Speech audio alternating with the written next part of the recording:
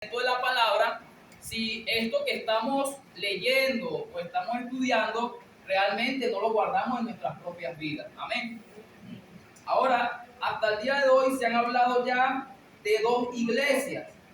La primera iglesia que se trató fue la iglesia de Éfeso, que nosotros recordemos que fue una iglesia que realmente había perseverado en el Señor. La palabra nos habla, si leemos el libro de los Hechos, nos habla de cómo fue la iglesia de Éfeso, cómo estuvo actuando en medio de su fundación, cómo el apóstol Pablo predicó en medio de esa iglesia. Y hablando de Éfeso, fue una iglesia que perseveró en el Señor. Sin embargo, a pesar de haber luchado en el Señor, había dejado su primer amor. Amén. Y entonces el reproche que el Señor le hace. Luego viene la iglesia de Esmirna, que fue la clase anterior. O fue la clase anterior, creo que algunos se acuerdan más, ¿verdad? ¿Algunos se acuerdan de la clase de Esmirna? ¿Podría alguno decir algo que pueda haber aprendido de esa clase?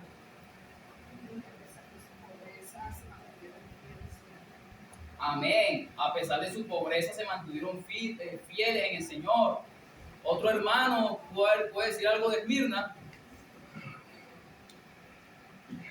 Podríamos decir que la iglesia de Esmirna fue una iglesia perseguida, una iglesia que a pesar de todo el Señor les habló de que habían sido fieles a pesar de sus persecuciones, pero le dijo que venían más persecuciones, le dijo que iban a ser perseguidos por 10 días, ¿recuerdan? Donde hablábamos que algunos decían que eran 10 días literales, otros hablaban de 10 años, hablando de diferentes persecuciones que existieron a través de la historia de la iglesia. Algunos lo relacionan a eso, hablando de que la última persecución fue una de las persecuciones más crueles que sufrió la iglesia. Pero, bueno, fueron fieles en el Señor. Hablamos de un hombre llamado Policarpio. ¿Recuerdan? Que Policarpio fue martirizado por la causa de Cristo. Que le inventaron a decir, ¿y que César es el Señor? Le dijo, no, Jesús es el Señor. ¿Maldice a Jesús? No, bendigo a Jesús. Y fue quemado en la hoguera. Amén. Esa fue la iglesia de Esmirna. Ahora, la iglesia que vamos a tocar hoy es la iglesia de Pérgamo. Hermanos, no sé cuánto tiempo me haya esta clase, no creo que sea muy extensa. Voy a hablar lo que el Señor me dirija, amén. A veces uno, de repente, la clase se torna extensa. Esta no creo, pero nunca sabe, amén. Que sea siempre como el Señor nos dirija, amén. Ahora, según algunos estudiosos, no sé si recuerdan que hablamos en algún momento de que algunos hablan de que las iglesias se relacionan a diferentes periodos de la iglesia, aunque fueron iglesias que existieron realmente. Algunos relacionan que cada iglesia puede representar un periodo en medio de lo que es el tiempo de la iglesia en general. No sé si me estoy explicando. Y hablábamos de que por lo menos la iglesia de Éfeso representaba a la iglesia apostólica, según algunos comentaristas, que sería del 30 al 100 después de Cristo. Luego se habla de la iglesia de Esmirna, que sufrió una persecución más de 2 siglos por parte del Imperio Romano, que sería en el 100 al 312 después de Cristo. Y la iglesia de Pérgamo, dicen estos estudiosos, que es el periodo desde la iglesia, desde Constantino hasta finales del siglo VI, que sería en el 313 al 590 después de Cristo. Sabemos quién es Constantino, ¿verdad? Nada más, hermano Giovanni. ¿Sabemos quién fue Constantino? Hermano Héctor, ahora un emperador romano, pero recordemos que el imperio romano tuvo diferentes emperadores desde que se fundó la iglesia, y estos emperadores persiguieron a la iglesia. Sin embargo, se habla de que Constantino, entre comillas, se convirtió al cristianismo. ¿Lo recuerdan? Dice que Constantino fue aquel que se convirtió al cristianismo. Según una historia, dice que él iba a ir a una batalla, a una guerra, Y entonces él vio una visión, según lo que dicen, amén. Que él vio una visión y en la visión vio una cruz en el cielo. Y entonces alguien le dijo, con este símbolo vencerás. Y entonces según esta historia, o esta leyenda, él vino y bueno, derrotó y en esa guerra tuvo una victoria con el símbolo de la cruz. Y entonces, según, él se convirtió al cristianismo. Pero si nosotros leemos la historia de Constantino, nos damos cuenta que muchas cosas no eran de cristianos. Tanto así que hubo una cierta mezcla entre la iglesia cristiana y la iglesia pagana. Por eso es que algunas personas hablan, cuando nosotros leamos lo que es la iglesia de Pérgamo, hablan de que esto corresponde a ese periodo de la historia. Porque si vemos la iglesia de Pérgamo, a pesar de que sí tuvo algunas cosas elogiables por parte del Señor, esta iglesia de Pérgamo también tuvo una fuerte reprensión por tolerancia a una falsa doctrina. Amén. Y al nombre de Cristo. Ahora vamos a estar leyendo un poco sobre lo que es la información de la ciudad como tal. La ciudad de Pérgamo se encontraba a 70 kilómetros al norte de Esmirna y 30 kilómetros del mar Egeo. Recordemos que estas 7 iglesias que se nombran en Apocalipsis pertenecen hoy a lo que es la actual Turquía. Estas 7 ciudades se encuentran en lo que es la actual Turquía del día de hoy. Se dice que la única ciudad que permanece hasta el día de hoy es la ciudad de Esmirna. Las otras ciudades están en ruinas. Ahora, esta ciudad estaba situada en una colina de unos 300 metros de altitud y se hizo notable por sus monumentos religiosos. Ahora, estos monumentos están dedicados a diferentes dioses. Entre ellos, pues, estaba Zeus, el dios de los griegos, que cuando vemos que los romanos ya no lo llamaban Zeus, sino lo llamaban Júpiter. Vemos que lo que es la cultura romana adoptó la cultura griega, la absorbió, pero aunque tenían los mismos dioses, le cambiaron los nombres. Ustedes la cultura griega, bueno, sabemos los dioses, Zeus, Apolo, serían los dioses griegos, pero cuando Roma adquiere la cultura griega, entonces ya no se llama Zeus, se llama Júpiter. Y cada nombre, se pone a leer lo que es la mitología, y cada nombre de cada dios tiene un nombre de un planeta. Entonces, si recuerdan cuando estaba Pablo predicando en una ciudad, y entonces cuando Dios lo usó y sanó a un enfermo, aquellas personas, creo que era Iconio, creo que Iconio era esa ciudad, si mal no recuerdo, si mi hermano me corrige, y cuando Pablo hizo ese milagro, Dios lo usó, entonces hubo unas personas que le fueron a ofrecer sacrificios, ¿recuerdan? Oye, estos no son hombres, son dioses que tomaron forma de hombre. Y entonces a uno le llamaban Júpiter y a otro le llamaban, ¿cómo? Apolo. O sea, le nombraban con esos nombres de estos dioses romanos. Amén. Ahora, si nosotros leemos, dando un resumen para entrar, o una visión general para entrar de lleno a lo que es el mensaje a la iglesia. Amén. Pero en la carta hay una parte que dice que ellos estaban donde está el trono de Satanás. Los que lo leyeron lo recuerdan, ¿verdad que sí? ¿Por qué se dice el trono de Satanás? Bueno, esta ciudad es una ciudad bastante idólatra, una ciudad bastante pervertida, una ciudad donde tenían este templo a Júpiter, tenía un templo a un dios llamado, ¿saben qué el nombre es difícil? Asclepio o Esculapio. ¿Saben quién es este nombre, este dios? ¿Saben quién es este dios? Vámonos a la era moderna. Hay un símbolo en la farmacia del día de hoy. ¿Cuál es el símbolo que usan la farmacia? Una serpiente enrollada en un asta, ¿verdad que sí? Bueno, ese es el símbolo de Eulapio. O Asclepio, porque son dos nombres. Asclepio o Esculapio. Son los dos nombres que tiene. Usted, el que le guste más lo nombra. Hermano, pero este era el dios de la medicina. Y por eso es que hoy en día Claro, ahí se lee la historia, de repente el símbolo no es exactamente el del mismo Dios, fue tergiversado porque tomó un hombre y lo hizo de esta manera, pero viene de allí, de que el Dios de la medicina usaba este símbolo, mi hermana Joana.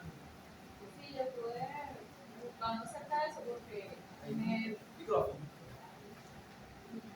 me llamaba la atención esa parte. O sea, dice que el dios principal de la ciudad estaba simbolizado por una serpiente y se le consideraba el dios de la sanidad. Amén. Ya va a tener, hermano, el micrófono preparado por... Ah, ¿ya lo escucharon lo que dijo la hermana? El cable, me carga que tiene cable. Lo tenemos allí por si acaso Descargado. alguna hermana necesite participar y no lo escuchen allá atrás. La idea es que, aunque bueno, no tenemos el interior prendido, todos deberíamos escuchar. Amén. Entonces se habla de ese Dios.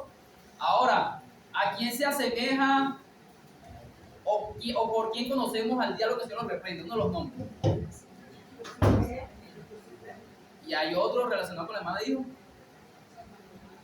La serpiente antigua, hermana. O sea, que todo tiene cierta relación con las deidades paganas. Ahora, no solamente estaban estos dioses, también en esta ciudad se encontraba un templo al emperador. Fue la primera ciudad donde se construyó un templo al emperador romano. Es decir, que las personas en aquel tiempo adoraban a los hombres como dioses. Como hoy en día también aparece, de repente es más sutil, pero ¿a cuántas autoridades de iglesias conocidas lo tienen como unos dioses? Es el vicario de Cristo y viven como reyes. Y eso viene de la antigüedad. Los faraones creían que eran dioses estando aquí en la tierra. Y bueno, los romanos también, su emperador pensaba que era un dios. Y así sucesivamente. Entonces vea qué tan difícil de repente pudo haber sido para los hermanos de Pérgamo mantenerse fiel. Como lo explicaba en otras clases, muchas veces cuando nosotros damos una exhortación, de repente damos directamente la exhortación. Sin embargo, el Señor no. El Señor primero está viendo la situación y la condición de la iglesia. Lo elogia, pero ve una condición. No se juzga igual, aunque la palabra de Dios es la misma, no quiero que se malinterprete, pero Dios ve la condición de cada uno de nosotros y ve la situación en la que de repente estamos ubicados y cómo de repente algunos tenemos situaciones, no diríamos que más difíciles, pero diferentes, donde esa situación diferente a algunos les puede costar más perseverar en el Señor que en otros lugares. Sin embargo, el enemigo siempre nos va a atacar. Por eso es que nosotros tenemos que llenarnos del Espíritu Santo de Dios. Amén. Y al nombre de Cristo. Otra cosa de la que podemos hablar, bueno, la ciudad que decía ahorita, el emperador, fue fundada en el año 29 después de Cristo, el templo a este emperador, que fue el emperador Augusto. Amén. Ahora, cuando usted escucha Pérgamo, ¿a qué otra palabra se le hace similar? Cuando la dice calladito, así como participa. Cuando escucha Pérgamo, ¿a qué otra palabra se le hace similar? Por allá atrás. Pérgamo, un derivado de Pérgamo, la palabra pergamino. En la ciudad de Pérgamo fue que se crearon los pergaminos. Fue la ciudad donde ellos inventaron esa como una especie de rollo donde se escribía. Anteriormente los pergaminos existía un material llamado papiro. El papiro era sacado de las plantas, mucho de lo que era de la orilla del Nilo, había unas plantas parecidas a unas veradas, unos bambú, de ahí se cortaba en corteza, se machucaba, se ponía al sol, después que se secaba, de ahí se escribía. Ese era el papiro, pero después al tiempo eso se iba degradando, desintegrando. Ahora, había una competencia entre las bibliotecas, y cuando viene Pérgamo que le estaban prohibiendo usar el papiro, a la ciudad de Pérgamo le estaban prohibiendo, le estaban limitando usar el papiro, y yo digo, bueno, vamos a crear ahora nuestro propio papel, vamos a decirlo de esa manera. Entonces, ¿qué hicieron? A partir de pieles de animales, hicieron una especie de trazo y lo llamaron Pergamino. Entonces esta ciudad tenía alrededor de una biblioteca con alrededor de, creo que eran, bueno, el número se me perdió por aquí, creo que eran 200.000 pergaminos. 200.000, una biblioteca con 200.000 pergaminos, o sea que era una ciudad bastante letrada, podríamos decirlo así. Sin embargo, mucho de esta literatura que tenían no solamente era informativa, sino también tenían cosas ocultistas, tenían cosas que eran ya influenciadas a lo que era la idolatría y al servicio de estos dioses paganos. Ese era más o menos lo que era el carácter histórico de lo que era la iglesia de Pérgamo. Y al nombre de Cristo. Ahora, comienza el mensaje. Eso está en el libro de Apocalipsis, capítulo 2, versículo 12, donde se habla de que, de esta manera, comienza así. Y escribe al ángel de la iglesia en Pérgamo: el que tiene la espada aguda de 2 filos, dice esto, amén.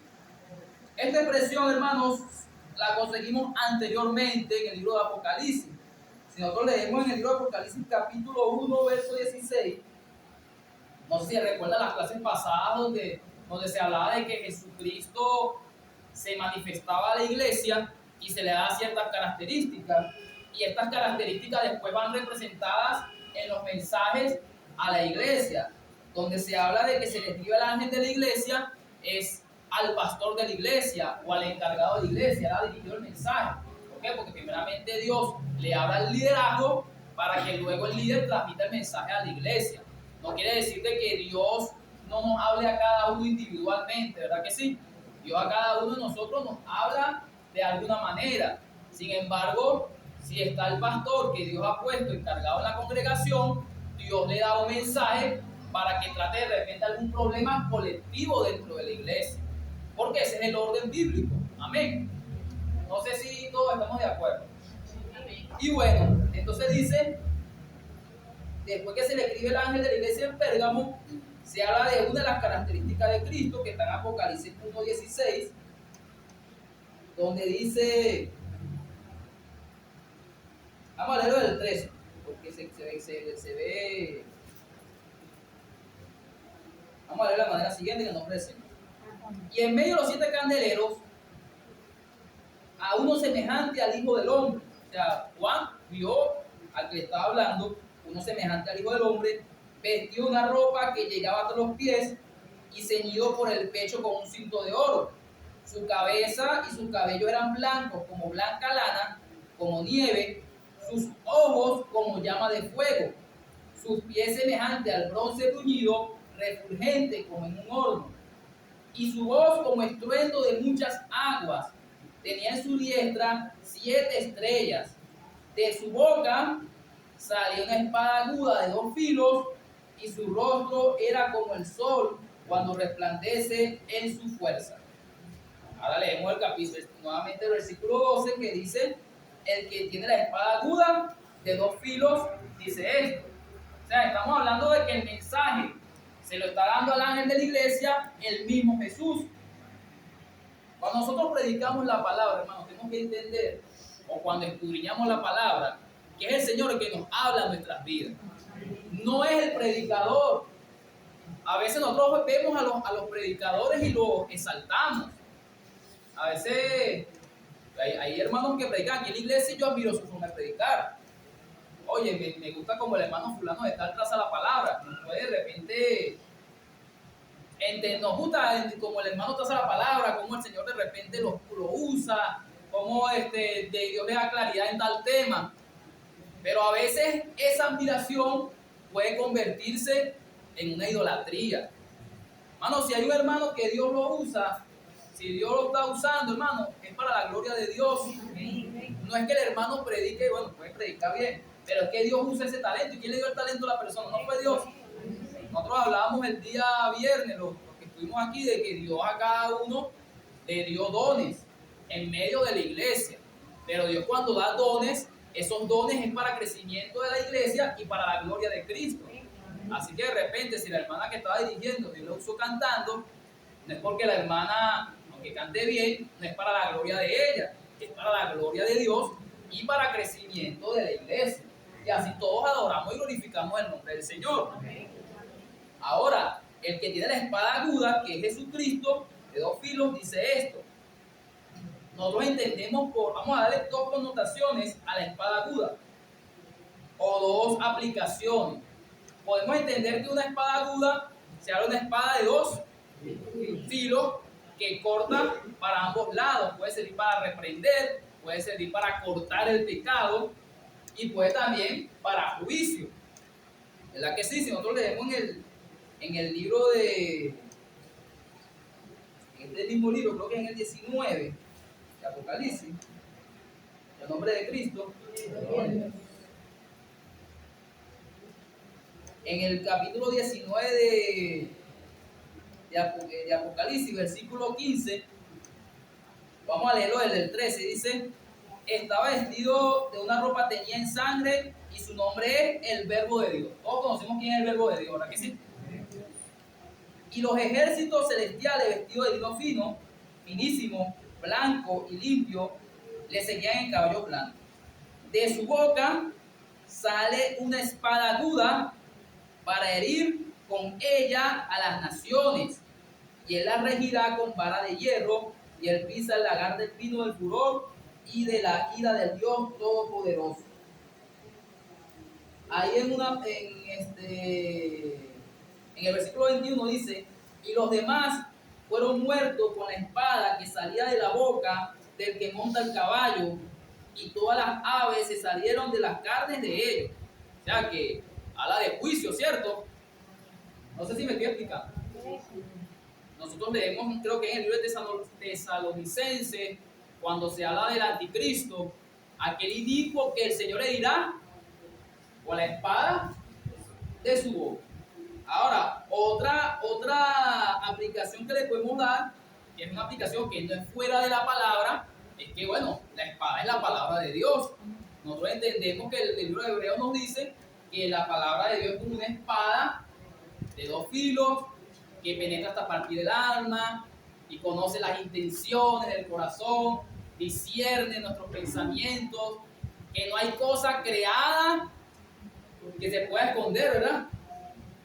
Así nos habla del libro de Hebreos, capítulo 4, versículo 12, parafraseando el versículo, a lo mejor usted se lo sabe más extensamente que mi persona, pero estamos hablando que también es la palabra, amén. Ahora, el Señor empieza dándole un elogio o una alabanza a esta iglesia.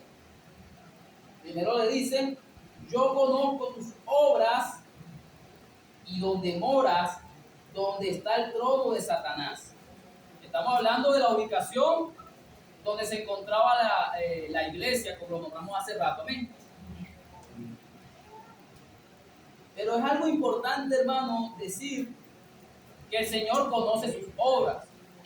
Abriendo un pequeño paréntesis, recordemos que el título de la clase, ¿cuál es? Jesús conoce, elogia y amonesta a su iglesia. Es decir, que el Señor nos conoce a cada uno de nosotros. Amén. El Señor conoce cuál es nuestra condición. Y el Señor ya conocía las obras de Pérgamo, de los hermanos que estaban en la iglesia, que se ubicaban en Pérgamo. Y dice: conozco tus obras, donde moras, donde está el trono de Satanás, pero retienes mi nombre y no has negado mi fe. Ni aun en los días en que Antipas, mi testigo fiel, fue muerto entre vosotros, donde mora Satanás.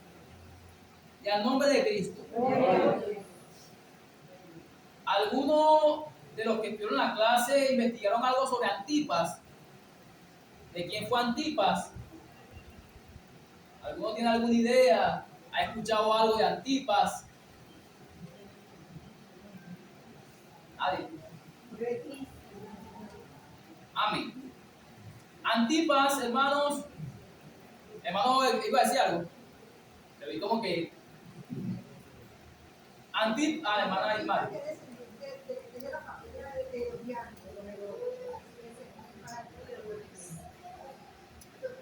Ok, pero este Antipas de aquí,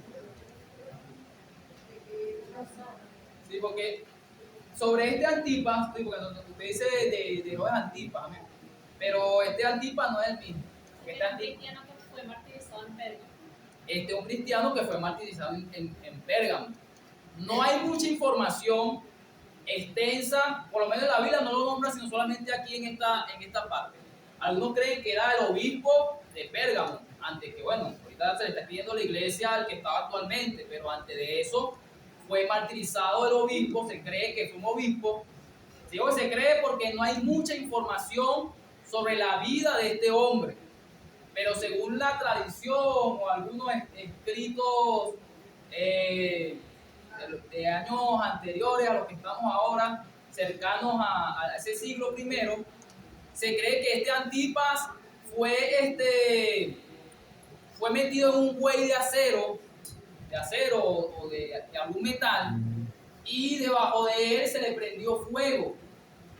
Había una especie de buey metálico donde cuando martirizaban a la gente, los torturaban, bueno, los metían allí, trancaban ese animal y le echaban fuego. Y el humo salía, bueno, por las narices del animal. La persona gritando de dolor, se escuchaba su bramido retumbando de este animal. Imagínense, hermano, ver esa escena. Una muerte lenta, pero también sufriente. Si a veces nosotros estamos, a veces aquí, hermano, ahorita lo leer también. A veces estamos con este calor hoy en día, ¿verdad que sí? Oye, ¿qué tanto calor está haciendo? Eso no es nada comparado con estar en un buey metálico, sabiendo que vamos a morir, nos estamos cocinando allí, por no negar a Jesucristo, por ser fiel al Señor. ¿Estaremos nosotros dispuestos a llegar hasta este punto por el Señor? Que el Señor nos llame a reflexión, porque nosotros debemos estar dispuestos, aunque es difícil. Así que nosotros a veces lo pensamos con el toque de realidad. Mira, estaba Pedro por allí, el apóstol Pedro, cuando a Jesús lo iban a llevar a crucificar, y cuando el Señor dijo que lo iba a entregar, Pedro dijo: yo me voy a entregar por ti, Señor. Yo no voy a dejar que te lleven. Bueno, y en su carne intentó cumplirlo. ¿Por qué? Porque vinieron del ejército y sacó la espada. Le cortó la oreja a uno. Y el Señor tuvo que venir y pegarle la oreja a esta persona. Pero vino y después lo desampararon, se fueron. Inclusive después Pedro tuvo temor. Tanto así que negó al Señor 3 veces. ¿Lo recordamos? Recordamos eso, que bueno, el Señor lo restauró, amén. Porque a veces resaltamos pero es poniendo el ejemplo de cómo personas se entregaron por la causa de Cristo. Mi hermana Carmen iba a decir algo. Ah, ok.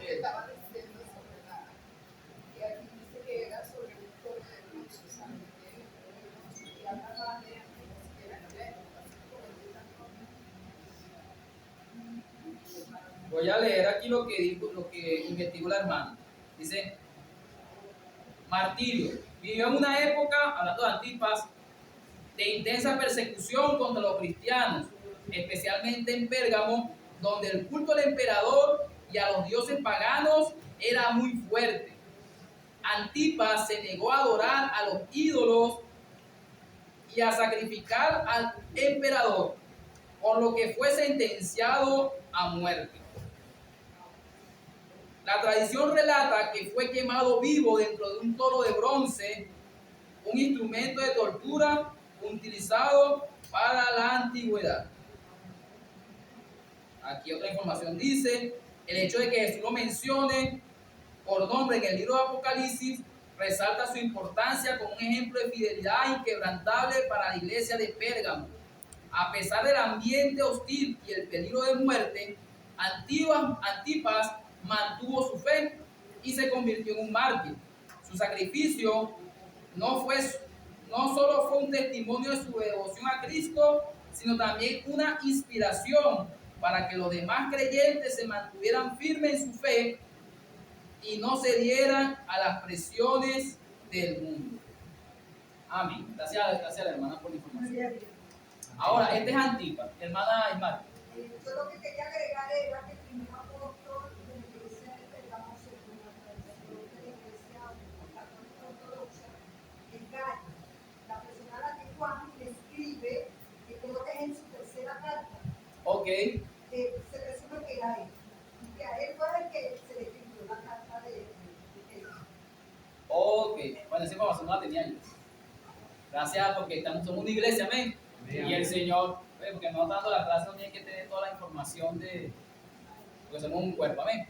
Entonces, bueno, nosotros hemos leído quién era Gallo, como dice la hermana, el Gallo que sale en la Biblia, un discípulo de Cristo. Y bueno, se cree, según la información que tiene la hermana, se cree, porque nosotros decimos cosas a veces que se creen. Cuando lo dice la Biblia, lo decimos, es así. Pero cuando no lo dice la Biblia, decimos, bueno, se cree por los historiadores que es de esta manera, amén. Ahora, la iglesia, a pesar de que vieron a este hombre Antipas estar siendo sacrificado por la causa de Cristo, la iglesia se mantuvo fiel en el Señor, retuvo la fe en Cristo. No es como hoy en día que de repente nosotros tenemos libertad de expresión o libertad de culto. Nosotros, si queremos, podemos predicar en una plaza, de repente hay ciertos permisos, pero normalmente usted ve la iglesia predicando, la iglesia cristiana evangélica, y de repente ve en otra plaza un grupo de santeros y están haciendo un culto allá, y de repente ve en Semana Santa una procesión católica también, y de repente usted ve, le tocan la puerta a las 7 de la mañana y son los testigos de Jehová. Están en todas partes también. O sea, estamos hablando que hay diversidad de doctrinas y religiones. Pero, imagínense, en este tiempo, ser cristiano, cuando lo predominante era servir a lo que era el emperador o a sus dioses. Nos trae a memoria cuando estaba ya los amigos de Daniel, ¿se acuerdan? Sadrach, Mesach y Abednego, y ellos servían a Dios, pero el rey Nabucodonosor no le importaba si ellos servían a Dios o no. Él lo que le importaba era que si así sirven a otro Dios, ellos tenían que adorar la estatua de él. Se negaron y bueno, lo lanzó al horno de fuego. Y bueno, Dios realmente respaldó a sus siervos. Ahora, en ese tiempo, cuando la persona dice César es el Señor y todo lo que se hablaba en el imperio era a favor de César, que se creía un Dios, y usted dice, no, César no es el Señor, Jesucristo es el Señor, y entonces dice, si sigue diciendo que Jesús es el Señor, vas a morir. Hay que mantenerse firme, ¿verdad? Y al nombre de Cristo. Y la iglesia de Pérgamo se mantuvo firme en decir que Jesús era el Señor, se mantuvo firme y retuvo su fe.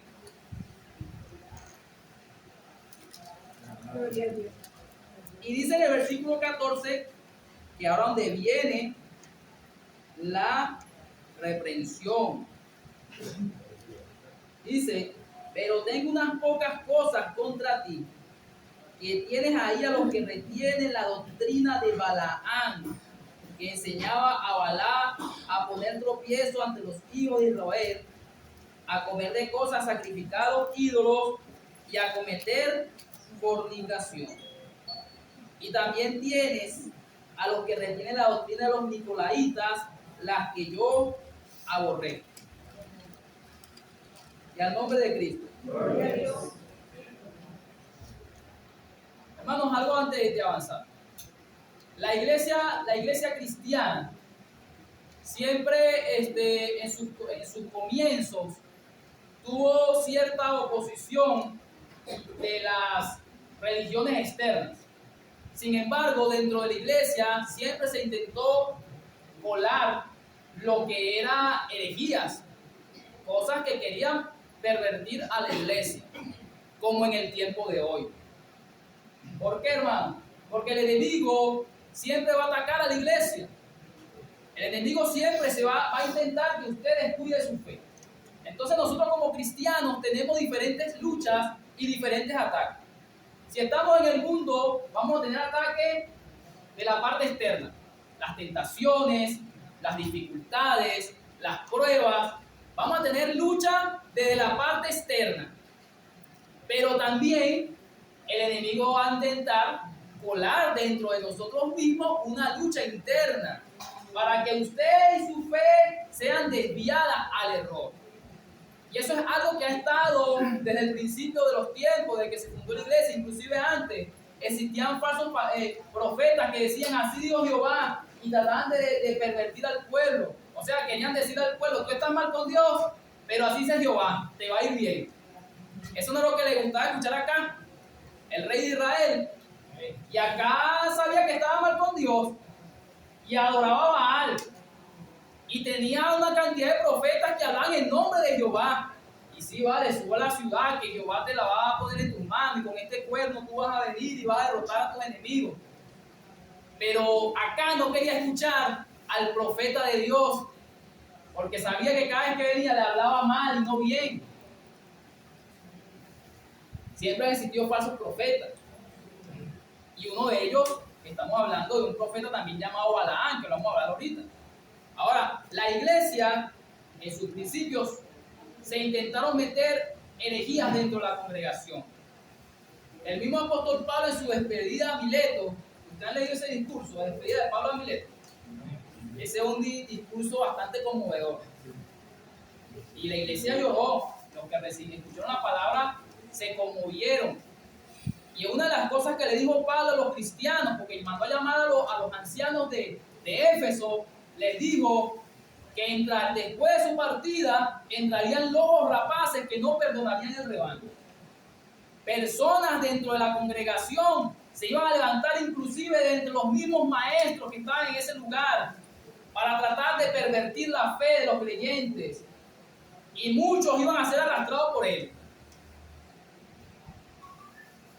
En la palabra del Señor nos habla de muchas personas, o sea, habla de en contra de los falsos profetas, de los falsos maestros. Si usted lee las cartas a Tito, lee la carta a Timoteo, lee la carta de Pedro, de Juan, se habla de que vendrían diferentes falsos maestros. Uno de esos grupos, hermanos, eran los gnósticos. ¿Usted ha escuchado de lo que eran los gnósticos? ¿Algún hermano que me pueda ayudar a darme un pequeño algo sobre los gnósticos? Ay, Dios, no me quieren ayudar hoy. Yo tengo una información aquí. Mi hermano Héctor.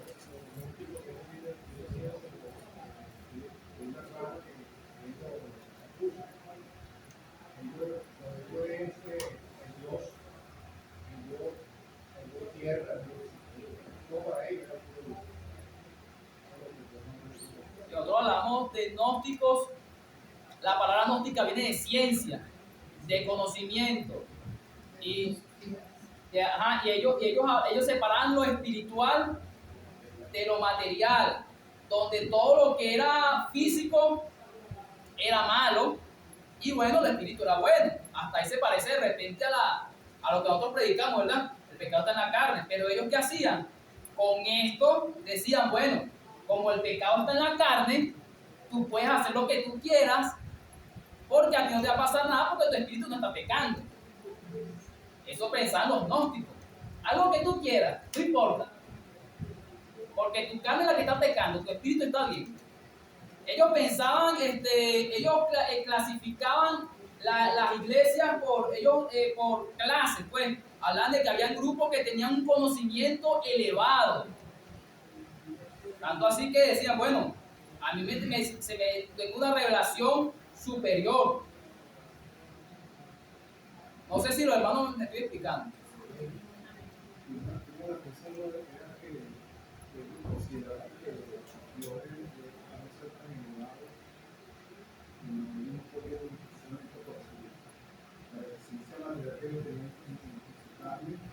de acercarse a Dios para eso, para ellos era algo que era muy imposible. Amén. Dice en el libro de, así yo tengo aquí algo anotado, en el libro de Juan, hablando de la falsa doctrina,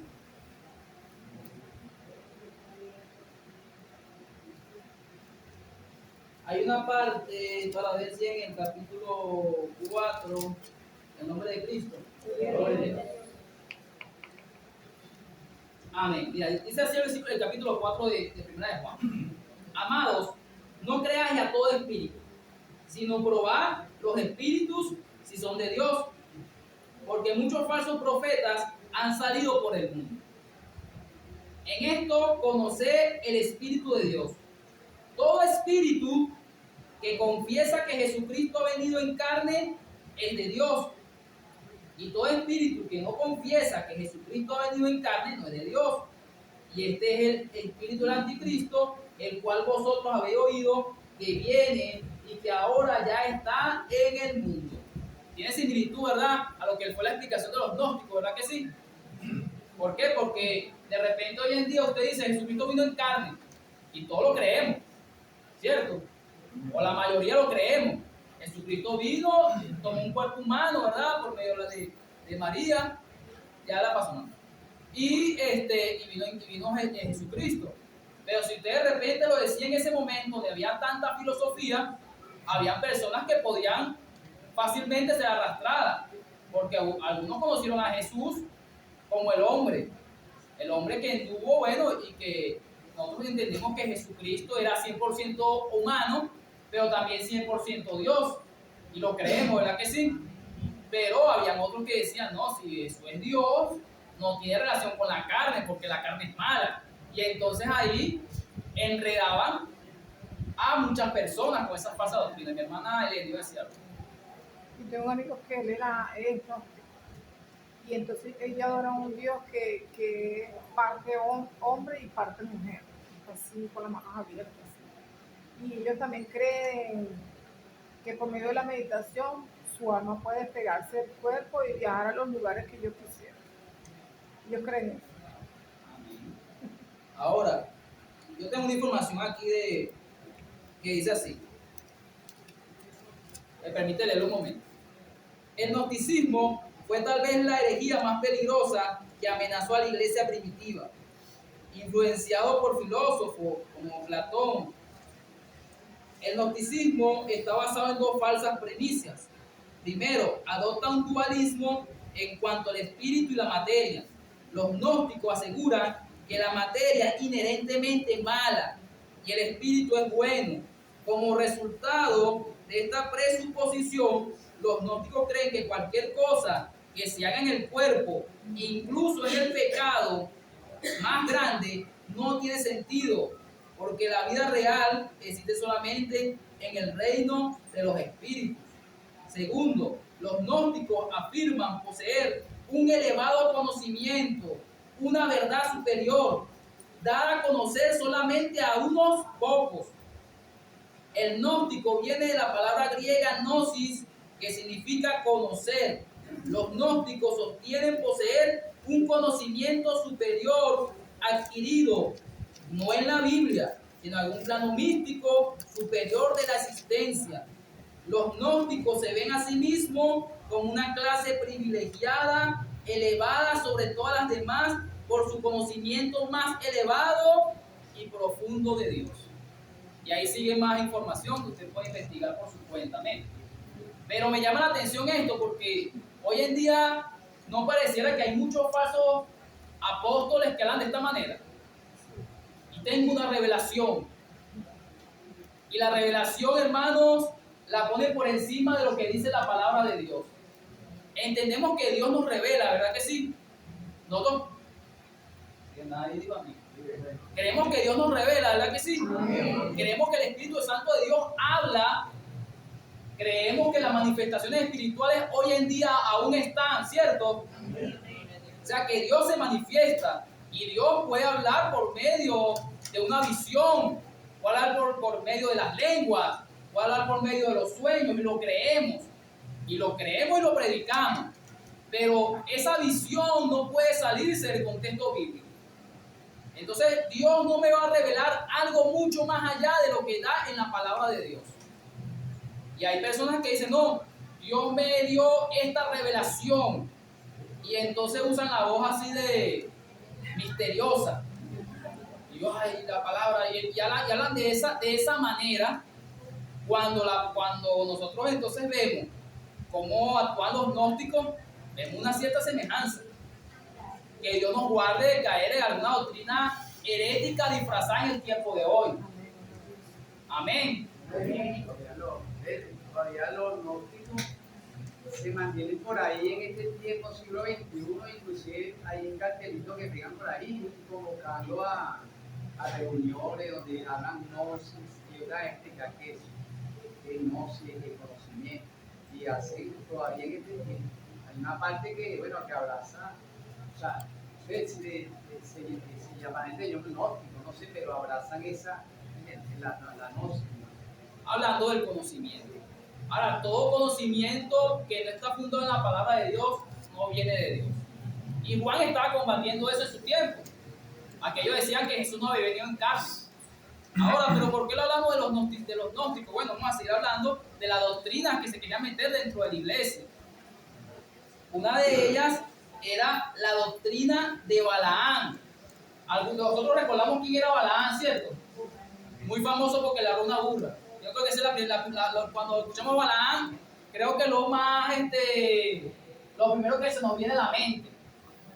Aquel profeta que vino aquel rey allá, vamos a parafrasear un poco, estaba ese rey llamado Balá, estaba la gente del pueblo de Israel acampando alrededor de los campos de Moab, y aquel rey tuvo miedo. Aquel rey llamado Balá, y aquel rey vino. Bueno, yo estoy explicando y a lo mejor los hermanos investigaron. Ustedes investigaron, hermanos, sobre Balaam, para permitir que los hermanos lo ponen a leer a mí. ¿Algún otro hermano investigó aparte de lo que el hermano investigó? ¿Algún hermano aparte investigó sobre Balaam? Bueno, los nicolaitos lo vamos a decir ahorita. Yo sé que no pregunté sobre Balaam, pero pensé que los hermanos iban a investigar también sobre Balaam, así que no lo nombraron. Y al nombre de Cristo. Aquí la hermana tiene que Balaam es un profeta no israelita, cuya historia se narra en el libro de Números del 22 al 24. Y bueno, más o menos lo que yo voy a decir. ¿Amén? De repente leo algo de aquí ahorita. Eso lo entiendo. Ahora, Balaam, hermano, para que recordemos, yo sé que los hermanos lo conocemos, pero hay que recordarlo, ¿ven? Para entender la clase de herejía que se estaba metiendo dentro de la iglesia. Este hombre, Balaam, tuvo miedo, porque estaban los israelitas, eran muchos, decían que bueno, estos van a venir, se van a comer todos nuestros cultivos, no van a dejar sin nada, y se reunió con los ancianos de Madián. O sea, estamos hablando de dos ciudades, Moab y Madián. Amén. Ahora, este hombre se reunió con los ancianos de Madián y empezó a decirle, mira, este pueblo, mira lo que está haciendo, o llamó a buscar al profeta que lo maldiga. Si este profeta lo maldice, este pueblo va a ser maldito. Porque ellos decían, al que Balaam bendice es bendito, y al que maldice es maldito. Y entonces buscaron la manera de comprar a Balaam, y lo lograron. Se llevaron con unos presentes, Balaam los vio, dijo, bueno, voy a orar a Jehová. No sé cómo es la relación que tenía Balaam con Jehová, pero Jehová le hablaba a Balaam. Y Jehová le habló a Balaam y le dijo, no, mira, ¿quiénes son estos? No bendigas, no vayas a maldecir ese pueblo, porque ese pueblo es bendito. Ya estaba la bendición de Dios sobre él. Abriendo un paréntesis, hermano. Rápidamente, esto lo cierro. Hermano, hay cristianos que a veces piensan que a nosotros como cristianos nos cae brujería. ¿Usted cree eso, hermano? Se quedan callados algunos. Si lo cree, hermano, lo puede decir, pues. Cada quien tenemos nuestra forma de pensar. De que vuelan vuelas. De que vuelan vuelas, dice por ahí la hermana. ¿Sí? Amén. Mientras estemos en comunión con Dios, y estemos guardando la palabra, a nosotros no nos cae ningún tipo de brujería. Y entonces hay personas que no, oye hermano, soy cristiano y entonces me cayó la brujería. Y oye hermano, estoy atribulado porque la bruja de la esquina me echó una brujería. Hermano, por favor, si usted está lleno del Espíritu Santo de Dios, estamos llenos del Espíritu Santo de Dios. Hermano, Hermano, mire, yo no sé si aquí muchos hermanos recordarán cuando se hacía los cultos aquí en lo que era el Metpe, donde predicaba César. ¿Se acuerdan de César? y el hermano Osvaldo. Por aquí pues, ahí ellos, también algunos hermanos de recordar cuando había uno, no sé qué eran en realidad. Ellos tenían un poco de cosas y pisaban vidrios, veían en la cédula y adivinaban y cosas así. Pero cuando nosotros íbamos a predicar la iglesia, estoy hablando de la iglesia Casa de Dios, cuando se hace culto y estaban ellos, recogían todo. Y mientras la iglesia hacía culto y predicaba, ellos no actuaban. Y se molestaban a veces, porque si nosotros veníamos, yo también, ellos recogían todo y esperaban que terminara el culto, que se predicara la palabra para ellos poder hacer. No lo hacían a la par con la iglesia, no lo hacían. Porque yo pienso que reconocían en ellos de que en la iglesia había un poder superior. No podemos hacer. Ya a lo mejor se le trancaban las adivinaciones, se le trancaban todas esas cosas y ellos estaban conscientes que no podían hacer. Amén. Hermano, yo recuerdo esto me pasó hace mucho tiempo, una historia antigua. Yo recuerdo, hermano, que estaba adolescente, a lo mejor, no tanto, y al frente de la casa había grupos, siempre han existido grupos de gente de santería y cuestiones. Y bueno, al frente de la casa había como un culto de santería. No sé si ya se acuerda de mi mamá. O sea, que ellos estaban en un culto prendido ellos ahí. Y yo estaba en el cuarto y de repente yo subí a la placa. En ese tiempo no tenía otra casa arriba de la casa de nosotros. Y estaba la placa libre. Entonces subí y los escuché. Hermano, vamos a decir que yo estoy aquí y ellos están en su culto prendido como el triple donde está la pared. O sea, mucho más lejos. Se veía al frente, pero yo creo que yo gritando no me escuchaban ellos. Y de repente yo veo así, digo, el Señor reprenda al diablo. Así, hermano, así como natural, hermano. Y hermano, esto es para la gloria de Dios. O sea, lo digo una vez para que no vayan a pensar que no. Simplemente, eso es para que el Señor nos enseña por medio de estas cosas. El Señor reprenda al diablo. Hermano, y cuando yo di esas palabras, yo vi que todo el grupo de los que estaban ahí haciendo el culto voltearon hacia acá abajo. Fue como que hicieron así. Y ellos empezaron a hacer su culto maduro. Escucharon la cuestión y empezaron. Hermano, yo estaba muy joven. Todavía lo estoy. Pero estaba mucho más joven. Hermano, a mí me dio temor. Yo cuando vi eso me salió y me vieron, salí corriendo. Y bajé para la casa al cuarto, pues. Claro, después puse a en el cuarto, pues. En el cuarto de profesora, pero eso a mí me impactó porque yo no me lo esperaba, hermano. Yo no me esperaba que yo reprenda al diablo y voltearon todo en ese momento. Yo vi que la gente voltearon hacia la casa. ¿Qué quiere decir eso, hermano? Que en usted y en mí está el poder del Espíritu Santo de Dios. Está si estamos guardando la palabra como es. Porque ahorita vamos a ver de qué pasó con la gente del pueblo de Israel. Amén. Y entonces, hermano, cerramos el paréntesis. Estaba Balaam. Y entonces lo mandaron a llamar. Y resulta que cuando mandan a llamar a Balaam, Dios le dice no vayas. Pero después fueron tan insistentes y vino con gente más príncipes, más honorables, le ofrecieron más dinero. Y entonces Balaam, bueno, aquí me dice el Señor, así también me da permiso. Y el Señor ve, pero tú sabes que estás mal. Sabemos que fue con la burra, el ángel de Jehová se le apareció, ¿verdad que sí? Intentó matar a Balaam 3 veces, pero lo salvó fue la burra. Porque se volteaba, la burra tenía más visión que el profeta, imagínense usted. A veces hay personas que tienen más visión que nosotros, siendo nosotros cristianos, y ven el peligro más que nosotros. A veces estamos en una tribulación, una prueba, y estamos ahí, Dios mío, ¿qué ya sé? Y de repente esa persona dice, tú no eres cristiano. Confía en el Señor, que todo te va a salir bien. y estamos de repente en el hospital con un hijo enfermo y de repente estamos angustiando en el hospital y esa persona dice, pero oye, orar al Señor, vale, yo está contigo. Y nosotros que somos cristianos a veces no tenemos la visión. Y bueno, Balaam no tenía visión, lo tenía la burra. Tanto así que hasta Dios le soltó la lengua a ese animal y le dijo, ¿por qué tú me estás pegando? Y Balaam, en vez de asustarse porque la burra está hablando, siguió y mantuvo una conversación. Es que tú no haces caso, te mueves por aquí y empezaron a hablar. Hermano, nosotros nos reímos, pero eso está en la Biblia. Y eso realmente ocurrió. Hermanos, y al final, Balaam fue y bendijo al pueblo de Israel como Dios le dijo. Pero ahí no acabó la historia de Balaam y el pueblo de Israel, que es ahí donde viene lo peligroso. Lo peligroso viene porque Balaam entonces le dio consejo a los reyes de Moab y de Madián para que infiltraran el pecado dentro del pueblo de Israel. Y entonces, ¿qué le dijo? Mata a las mujeres, atentar a estos hombres. Y fueron. Y entonces se empezaron a mezclar los israelitas con moabitas y madianitas. ¿Y esto qué trajo? Se encendió el furor de Dios y empezó a matar un poco de gente. Luego vino un sacerdote y paró la mortandad porque vio que había un hombre que no le importó que ellos estaban matando gente. Agarró y se llevó una madianita hacia la tienda.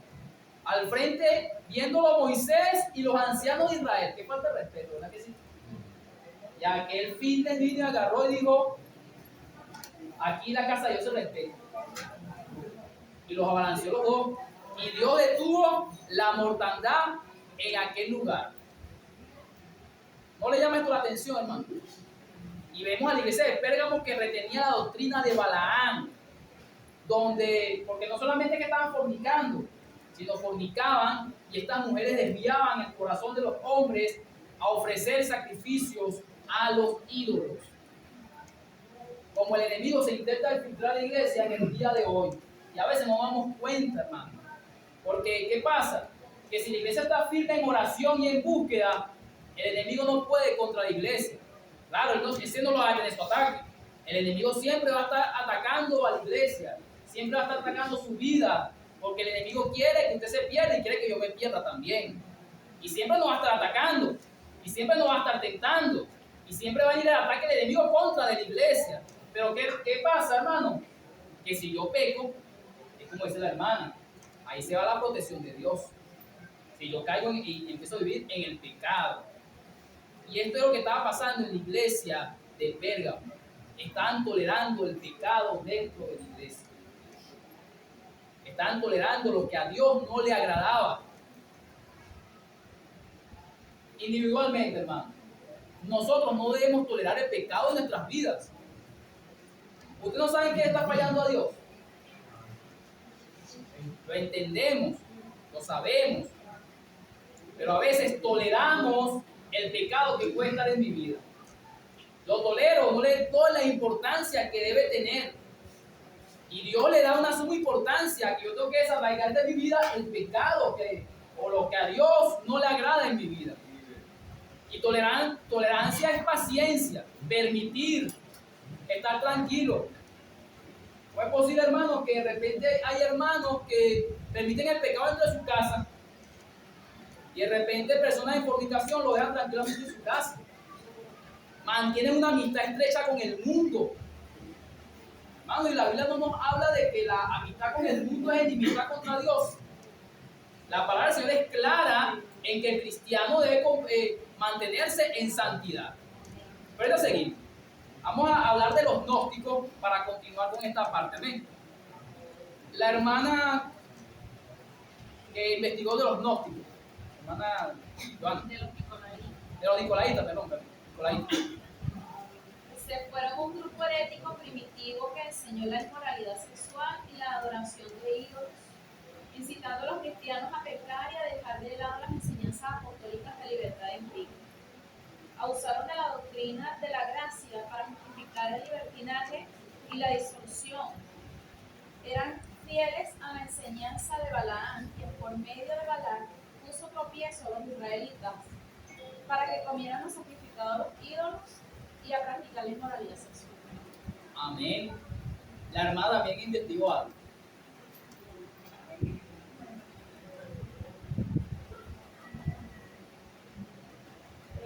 ¿Quién eran los nicolaítas?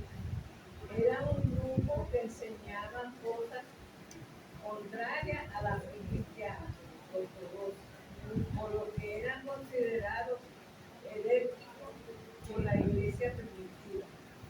Conociendo en Efesios y Pérgamo su enseñanza, era un problema en las congregaciones de esta ciudad, especialmente en la religión de Asia Menor. Doctrina similar a Baal. La Biblia compara su enseñanza con la doctrina de Balaam, quien incitó a los israelitas a pecar poniendo cosas sacrificadas a los ídolos.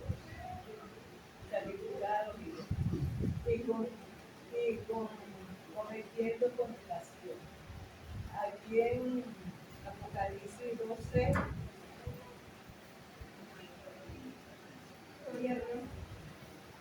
Apocalipsis 12 dice así, pero tiene esto que aborrecer las obras de los nicolaitas, las cuales yo también aborrezco. En el 15 dice, y también tienen a los que retienen la doctrina de los nicolaitas, lo que yo aborrezco.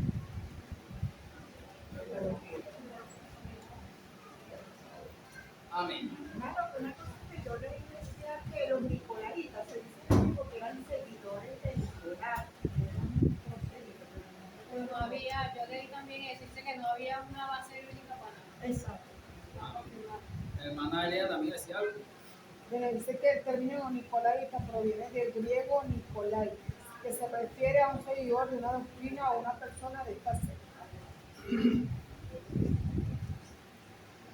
Dice que la falsa doctrina de los nicolaitas permitió la práctica de la sugestión y la posesión de pecado, alejándola de la mutua honra entre hermanos para enfocarla en las figuras de un Dios. Amén. Derby, Hermano Leandro. esa enseñanza de que provenían de los nicolaitas, que los nicolaitas venían del diácono Nicolás, viene de Ireneo. En uno de sus escritos él presumía que el hermano se había apartado de la fe y que por lo tanto de allí viene ese movimiento herético. Sin embargo, es algo que no está confirmado, ¿me entiendes? Ya que en pensamiento personal la Biblia lo declara un diácono, un siervo de Dios.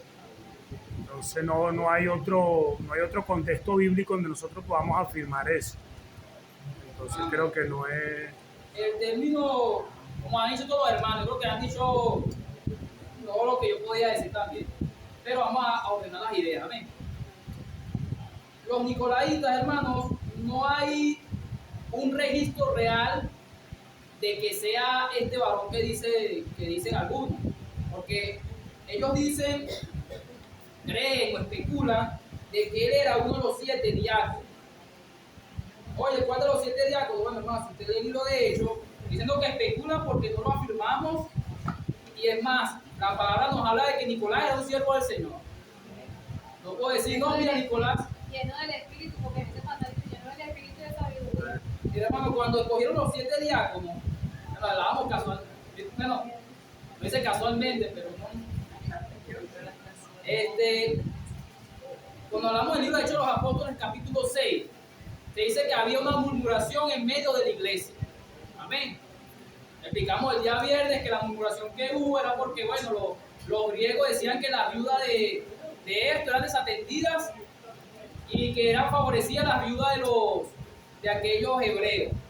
Pero no vamos a profundizar mucho en eso, hermano, porque estamos hablando solamente de Nicolás.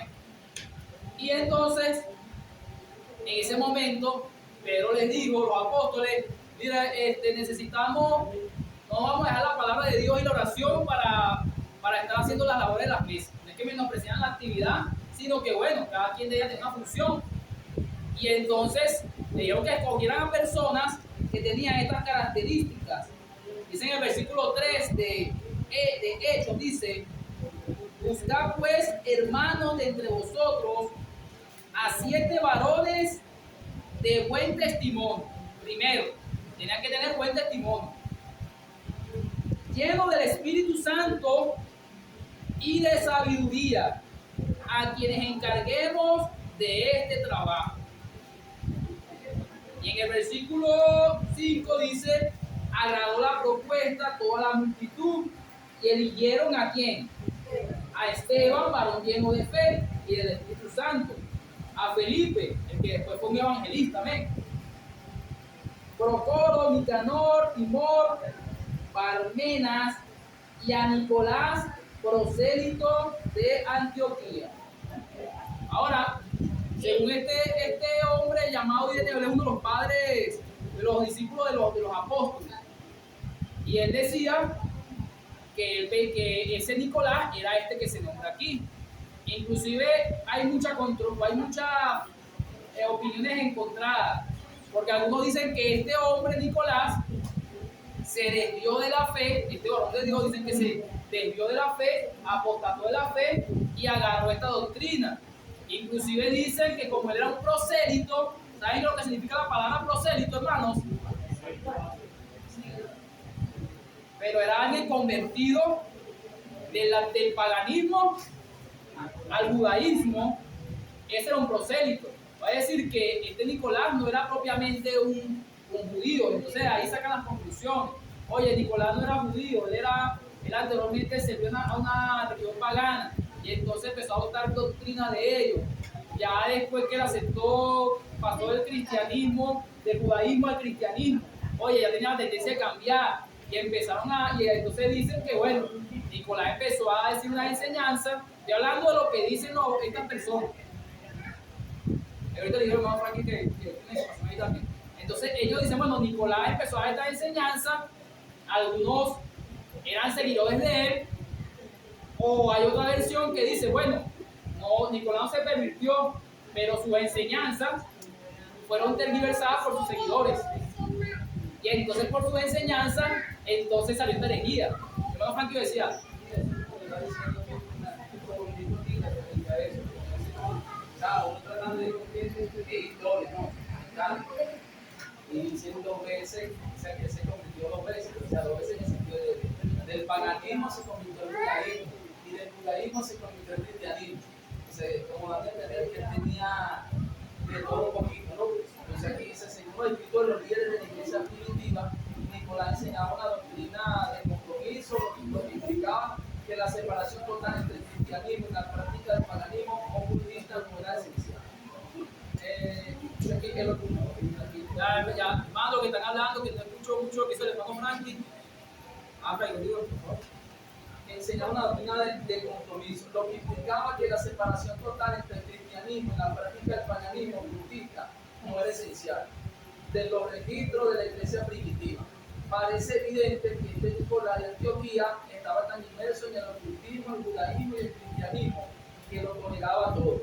No tenía problema en mezclar estos sistemas de creencias en diversas mezclas y no veía razón alguna por la que los creyentes no pudieran seguir comunicándose con quienes aún estaban inmersos en la magia negra del Imperio Romano y su innumerables cultos religiosos. El ocultismo fue una fuerza importante que luchó contra la iglesia primitiva. En Éfeso, la principal religión pagana era el culto a Diana y Artemisia. Aquí está. Las profundas raíces paganas de Nicolás podrían haber inculcado una tolerancia hacia el ocultismo y el paganismo. Crecer en este ambiente espiritual pervertido podría haber llevado a considerar estos sistemas de creencia como menos dañinos o peligrosos. Esta percepción errónea había resultado en una perspectiva muy liberal que animaba a la gente a mantenerse conectada con el mundo.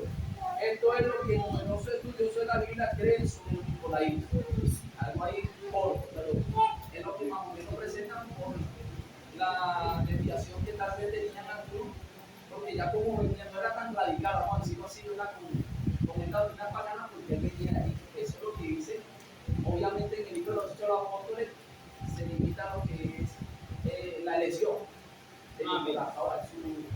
perseverancia en la fe y en su obra, obviamente están los registros de la historia de la iglesia. Algunos hablan, hermano, no sé si lo tienes ahí, Franklin, del significado del nombre. Creo que me lo leíste la otra vez. Sin ánimo a nada.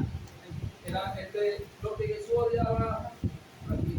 El nombre Nicolaita deriva de la palabra griega Nicolaos, compuesta por Nikos y Lao. Nikos significa conquistar o someter, y Lao significa pueblo. De ahí también proviene la palabra laicado.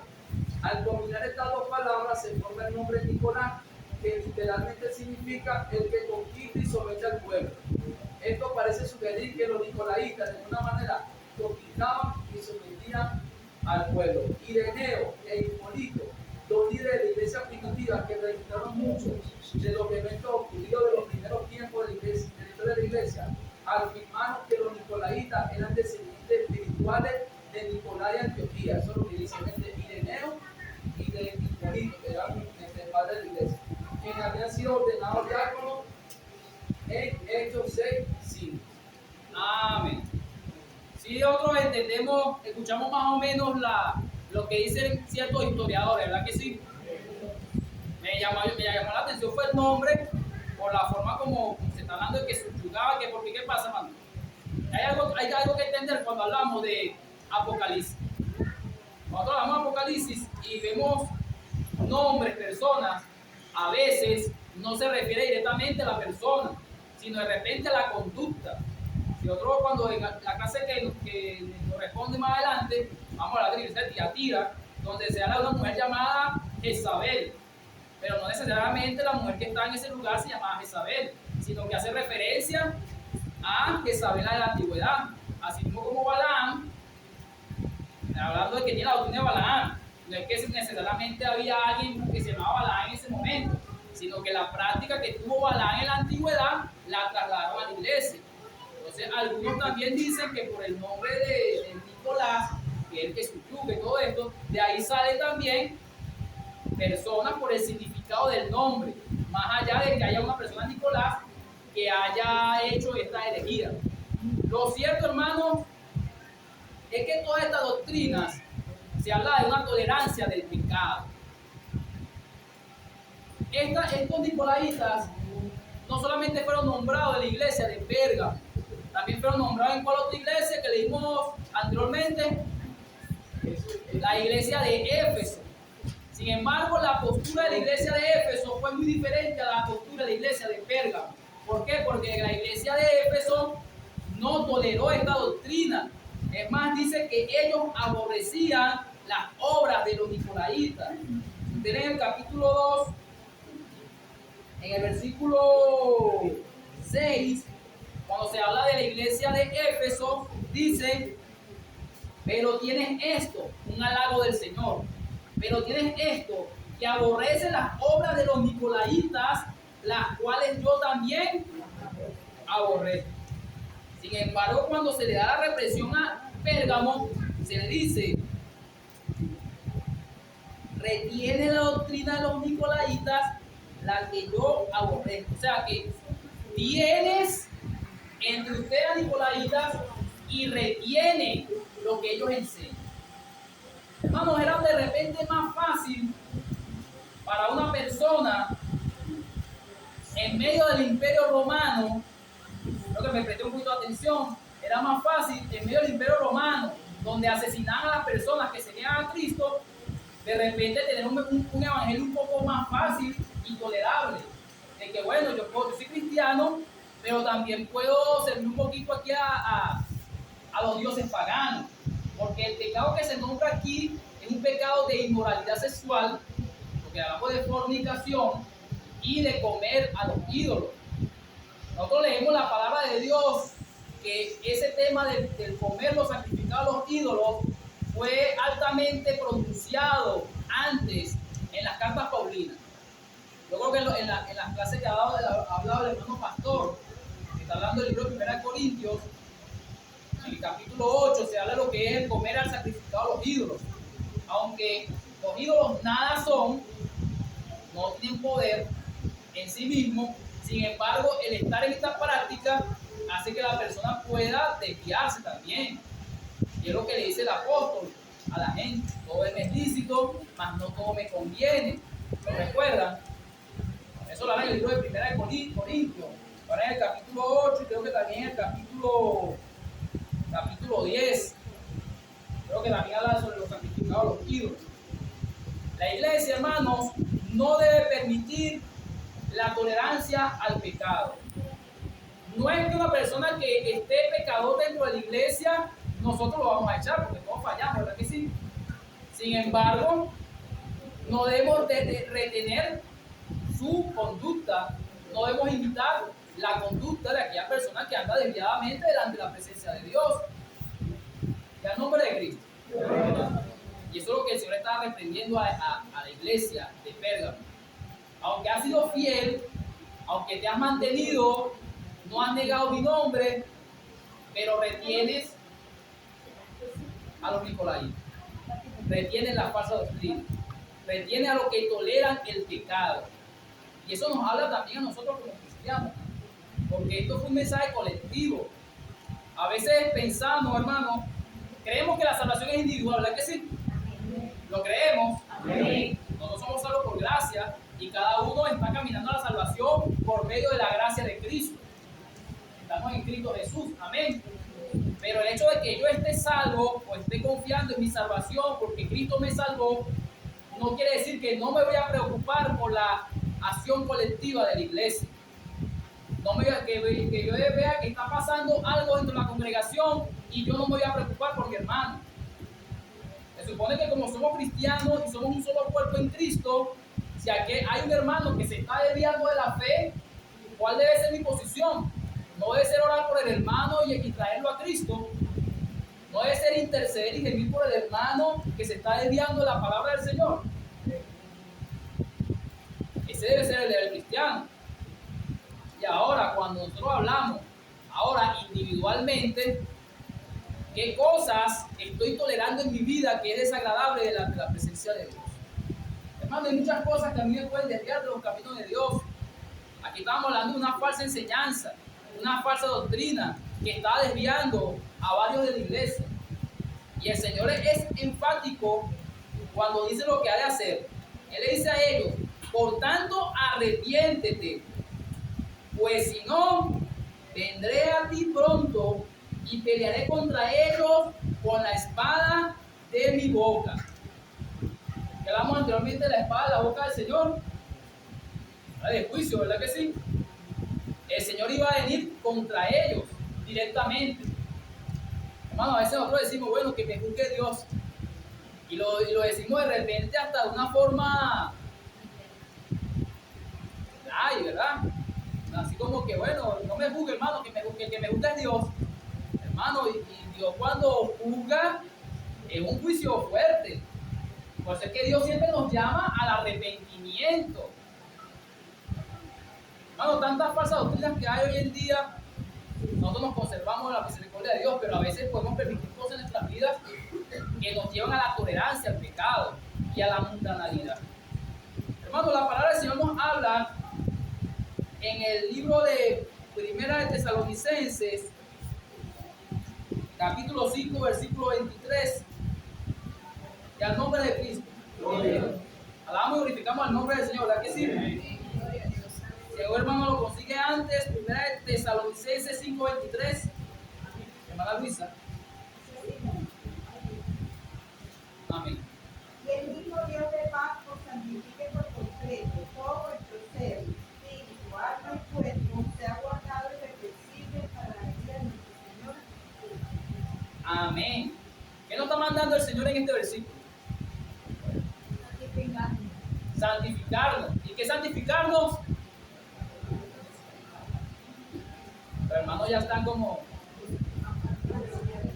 apartarnos del pecado, hermano. Santificarnos, apartarnos del pecado. Nosotros cuando el Señor se iba a manifestar al pueblo de Israel, estaba Moisés y el Señor iba a descender sobre el monte Oreb, ¿lo recuerdan? Y dice que Dios le dijo a Moisés: santifica al pueblo. ¿De qué manera? Que se apartaran y guardaran ciertas cosas porque el Señor iba a descender. Tanto así, hermano, que cuando el Señor apareció, esa montaña temblaba. Dice que era como trueno y humo, relámpago. Y los israelitas decían, bueno, Moisés, no hable Dios con nosotros, habla tú. Estaban temerosos porque Dios iba a hablar. Pero ¿qué mandó Dios? A santificarnos. Cuando Dios nos habla a santificarnos. A veces nosotros no aceptamos la palabra de Dios hablando general. A veces no aceptamos porque no hemos querido santificarnos.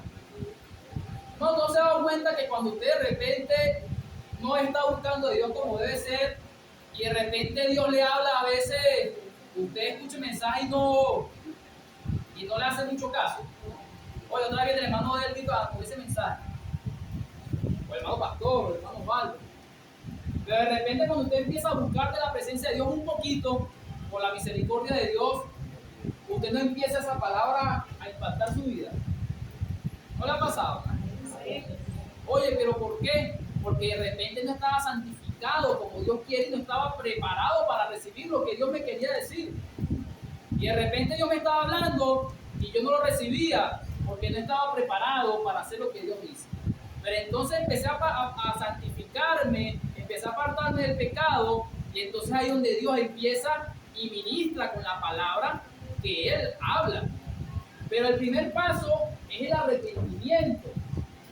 Y eso es lo que el Señor estaba mandando a la iglesia de Pérgamo. Arrepiéntete. Deja esto. El arrepentimiento tiene que ser el dolor, hermano, por lo malo que hemos hecho. La iglesia de Pérgamo tenía que reconocer que lo que habían hecho, tolerar este pecado dentro de la iglesia, era algo grave. Fueron pocas cosas que el Señor tenía contra ella, pero no eran cosas pequeñas. Eran pocas, pero eran graves, que tenían dentro de la iglesia. Y entonces le dice, arrepiéntete, pues si no vendré a ti pronto y pelearé contra ellos con la espada de mi boca. El que tiene oído oiga lo que el Espíritu dice a las iglesias. O sea, que el llamado viene ¿de quién? De Dios. Primeramente Jesús, que es el que dice que escribe el ángel de la iglesia, la que tenía la espada de dos filos, y luego dice el Espíritu. El Espíritu Santo es el que nos habla y trata con nuestra vida. Y el Señor nos habla de santificarnos. Nosotros leemos en Pedro y dice que Dios nos hizo libres, pero no como pretexto para hacer lo malo. Primera de Pedro 2:16. En Corintios nos habla de que un poco de levadura leuda toda la masa. Si yo empiezo a permitir cosas pequeñas en mi vida, eso al final me va a contaminar. Si yo empiezo a dejar cosas que de repente pienso que no son malas, y empiezo, o sé que son malas, pero pienso que no son tan graves, eso va a empezar a contaminar mi vida espiritual. Un poquito de levadura leuda toda la masa, dice la palabra del Señor. No se necesita mucho, ¿verdad? Tenemos que guardarnos para Dios. Ahora, hermanos, nosotros escuchamos la palabra y de repente nos sentimos, oye, pero resulta que el Señor tiene promesa, porque el Señor da consolación a su iglesia. Porque dice que el que venciere le daré a comer del maná escondido. Recordemos que el maná, ¿dónde estaba escondido? Cristiano de la iglesia. En el arca estaba escondido el maná. Claro, sabemos que el maná aquí se habla del sentido simbólico de Cristo. Pero hablando en general, el maná está escondido en el arca, ¿no? Pero al que venciere le daré a comer del maná escondido. Nosotros leemos el libro de Juan, cuando Jesús está hablando con los judíos y dice que ellos le dijeron, Señor, nuestros padres comieron del maná del cielo, ¿recuerdan? Y él que le dijo, yo soy el pan vivo que descendió del cielo. Mi carne es verdadera comida, mi sangre es verdadera bebida. Debemos comer de Cristo para nutrirnos. Cuando venzamos, vamos a gozar con Jesucristo. Que no solamente le está dando dos promesas que vence, porque le da el maná escondido, pero también le da una piedrecilla blanca con el nombre escrito, que que ninguno conoce, solo el Señor. ¿No les parece maravilloso esto? ¿Será algo literal? ¿Será algo espiritual? Lo importante es que Dios es el que te lo va a dar. Pero al que venza. Dios nos ha dado a nosotros, vamos a decir de otra manera, nos ha dado a su Espíritu Santo para que la iglesia pueda vencer. Nos ha dado su palabra para que nosotros sepamos qué debemos hacer. Es el Señor el que nos ha dado su palabra, es su Espíritu Santo. Cuando usted vence es porque el Espíritu Santo de Dios le está dando la victoria. Cuando intente luchar, o no lo intente, yo lo he intentado, luchar por mi propia fuerza. Hermano, cuando yo intento luchar por mi propia fuerza, termino derrotado. Y dije, hoy lo voy a hacer bien. Y termina el día y no lo hice bien. Y el Señor me redarguye, no lo hiciste bien, porque luchaste con tu propia fuerza. Pero cuando nosotros nos sumergimos en Cristo Jesús, buscamos la presencia de Dios, entendemos que nosotros por nuestras propias fuerzas no podemos hacer nada, entonces el Espíritu Santo de Dios te da la victoria, porque la victoria es el Espíritu Santo de Dios. Dios nos llamó para ser cristianos no derrotados, sino cristianos victoriosos en Cristo.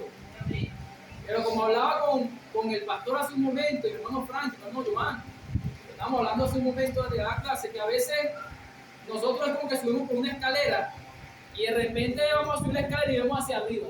Hermano, si nosotros vemos la escalera que tenemos que subir, no subimos, nos devolvemos.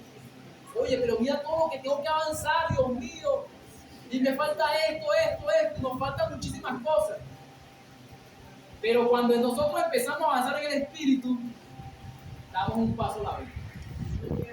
Lo importante no es retroceder, no es quedarse estático, es avanzar. Oye, di un paso hoy por la misericordia de Dios. Gloria, Señor, gracias porque tú me diste la victoria. Ahora yo me seguiré a dar otro paso. Y otro paso. Y así seguimos avanzando en los caminos de Dios.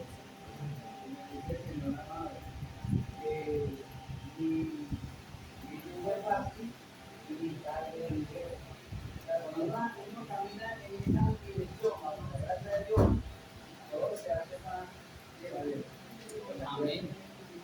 Hermano, yo creo que el Señor hace obras en nuestras vidas.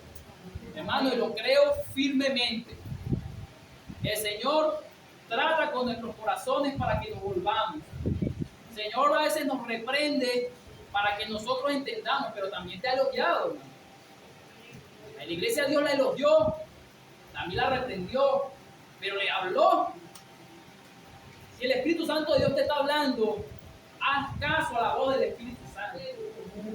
Si el Señor está tratando con tu vida, continúa en ese trato que Dios tiene contigo.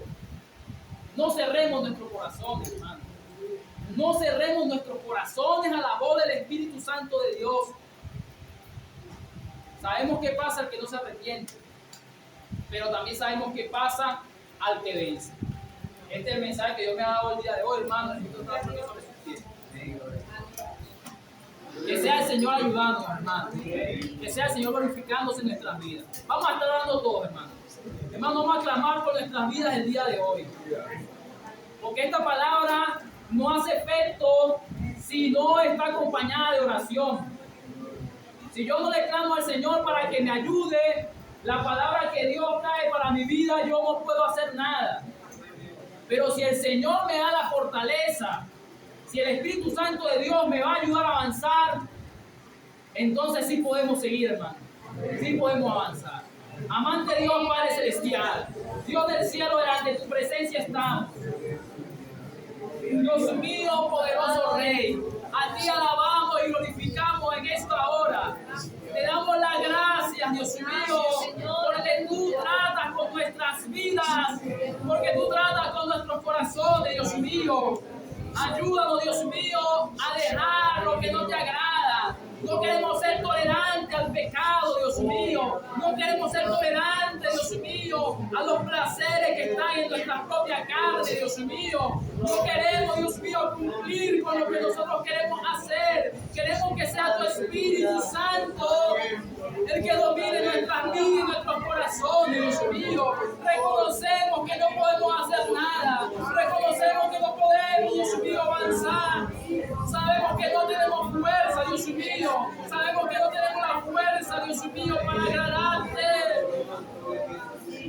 damos gracias por Jesucristo. Te damos gracias por el sacrificio real, por la sangre del Cordero que nos ha limpiado de pecado, Dios mío. Oh Dios mío, porque el Cordero sigue en pie, aleluya. Dios mío, santo y poderoso Rey, a ti te damos la gloria, a ti te damos la honra, Dios mío santo. A ti te damos la alabanza, oh Dios del cielo, porque es tu Espíritu Santo, Dios mío, el que nos confronta por medio de tu palabra, Dios mío. Es tu Espíritu Santo el que confronta nuestras vidas, porque sabemos que tú nos amas, Dios mío. Señor, tú estás escuchando esta oración el día de hoy, Dios mío. Si no tenemos fuerza, Dios mío, ayúdanos a avanzar. Si nos falta seguir adelante, Dios mío, extiende tu mano de misericordia. No nos suelte, Dios mío santo. Ayúdanos, Dios mío, a arrepentirnos y a vivir conforme a tu palabra. Oh Dios mío, en el nombre poderoso de Jesucristo. Es por ti, es por tu palabra que estamos aquí, Dios mío. Es por tu Espíritu que nos mueve, Dios mío, Santo, que nos redarguye, que nos exhorta, Dios mío. Tu Espíritu Santo es el que nos fortalece, Dios mío, Santo. A ti te damos la gloria, a ti te damos la honra, Dios mío. Que cada día vamos a examinarnos, Dios mío, y avanzar un paso a la vez, pero avanzando en Cristo Jesús y para gloria, honra y alabanza de tu nombre. En el nombre poderoso de Jesucristo. Amén, Señor. Y al nombre de Cristo. A su nombre. Hermano, dejemos que el Señor nos mueva. Que el Señor ayude a desarraigar de nuestros corazones lo que a Él no le agrada. Hermano, que lo que estamos tolerando en nuestras vidas espirituales que al Señor no le agrada, que el Señor nos dé la fuerza y lo desarraiguemos en nuestros corazones. Amén. De mi parte, que el Señor le bendiga y que el Señor le guarde. Puede sentarse con nosotros, nuestra hermana Jay.